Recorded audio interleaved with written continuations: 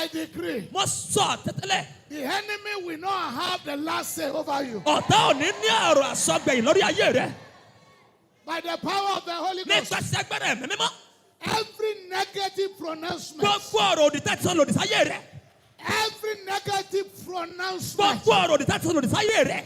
Every evil declaration. Gbogbo àsọtẹ́lẹ̀ ebi. That your parents. Èyí tí àwọn òbí rẹ̀. Or anyone has Tàbí made over ẹnikẹ́ni tí your wọ́n ti life. sọ sínú ayé rẹ̀. I cancel it Mo now. pààrọ̀ báyìí lórúkọ Jésù. Amen. I stand on the strength of this covenant. Mo dúró lórí okùn májẹ̀mú yìí. The covenant of the blood of Májẹ̀mú Jesus. tí bẹnu ẹ̀jẹ̀ Jésù Kristi. And the power of the Àti anointing. agbára òróró ni. Anyone among you Èyíkéyìí nínú yín o. that have been captured by the devil Èyí tí Èṣù ti gbá mọ́. to use against Láti your lò family. lòdì sí ẹbí rẹ̀. Today, Lónìí. I rescue you. Àgbà ó là. Amen.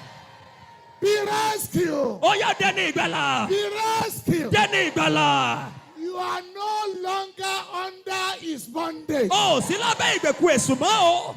You are no longer going to be their mates. Ó ní sí láàrin wọn mọ́. They will not succeed over you. Wọn ò ní ṣàṣeyọrí lórí ayé rẹ̀. Go and manifest your Ẹ destiny. lọ fi àyànmọ́ yín hàn. Fulfill your Ẹ lọ mú destiny. àyànmọ́ yín wá sí ìmúṣẹ. Amen. In the name of the Lórúkọ Father Ọlọ́run Bàbá. and of the Lórúkọ Son Ọlọ́run Ọmọ. and of Àti the Holy lórúkọ Ghost. Ọlọ́run Ẹ̀mí Mímọ́.